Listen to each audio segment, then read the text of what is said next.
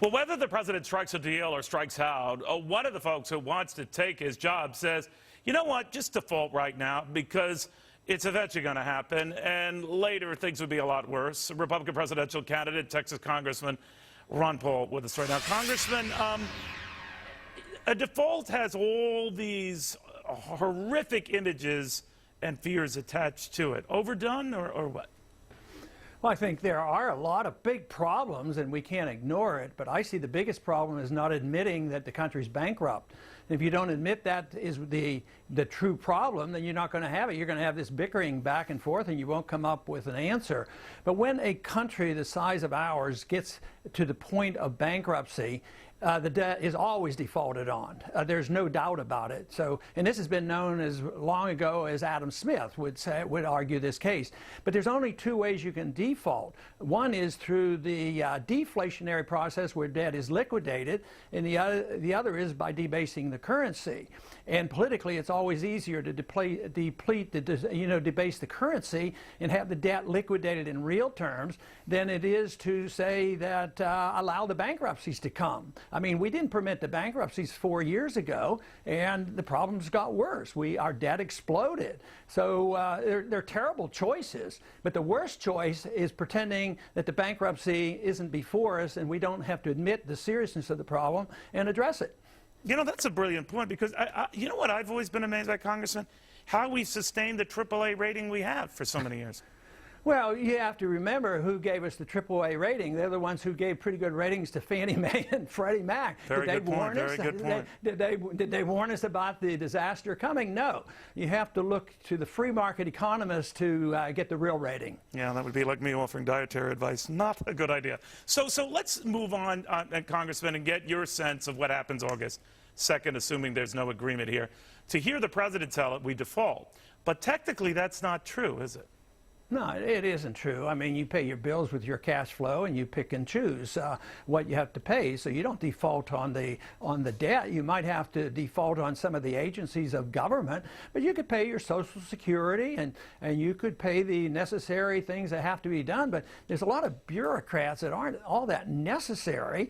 So there's a lot you could do, but it would be facing up to the facts that you have to deal with it. You have to end up spending money, but August 2nd, I think, is a fictitious date. There are already many, many billions, maybe $75 billion over the debt limit already.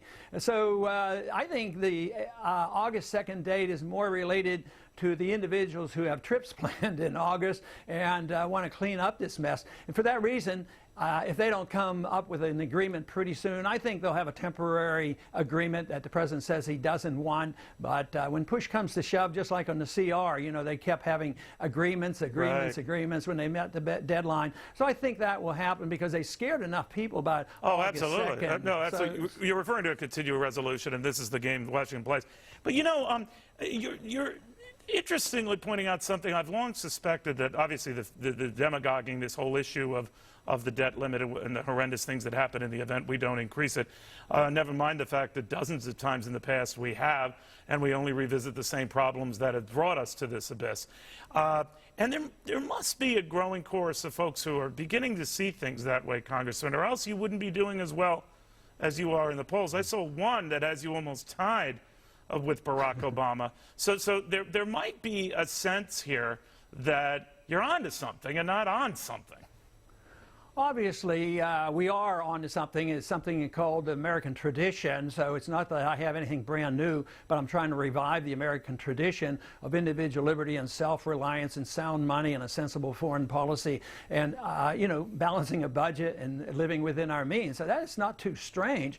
But because the country's in such bad shape, they are looking toward us. But I think the reason I do well with independents and Democrats is because I work with independents and Democrats on issues like transparency of the Fed, a foreign policy that is different, monetary policy where we just don't print money when we need it, and actually seriously talking about a balanced budget. So that has an appeal, as well as on civil liberties. Most most conservatives give lip service to it, and liberals do as well. But people have had their liberties violated when you think of what the Patriot Act is doing and what we put up with at the No, Air Force. I agree with you. I don't want to appeal. go to those issues if you don't mind, sir, but I do want to raise one with you concerning this budget impasse and the president's performance last night that I kind of likened to a sort of a Rod Serling moment. It was bizarre, and we were covering it live on Fox Business, which, Congressman, if you don't get, you really should demand. But I digress. And one of the themes that kept coming up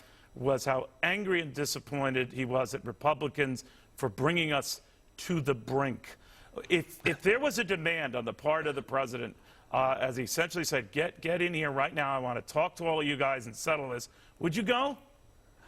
No, I would be pretty annoyed. I was annoyed at him instructing Boehner and the congressional leaders, you get up here at 11 o'clock. Right, right. So it'll be interesting to see if they weren't there at 11 o'clock. And sometimes you could make the case that since the Congress is in charge of the purse, maybe the president, if he was really a leader and wanted to bring people together, maybe he would say, Mr. Boehner, could I come over and visit with you? I'd like to, talk this over with you. I think that would be a gracious way of dealing with this problem rather than shouting at each other and blaming each other and instructing the leaders of Congress. See, I don't like a very, very powerful presidency. I'm not in this campaign for that purpose because I think the Congress should express themselves more and more responsibilities on the Congress.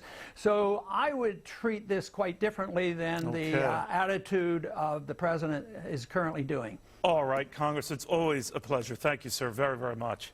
Thank you. All right, we're just hearing now that they have indeed arrived for the meeting.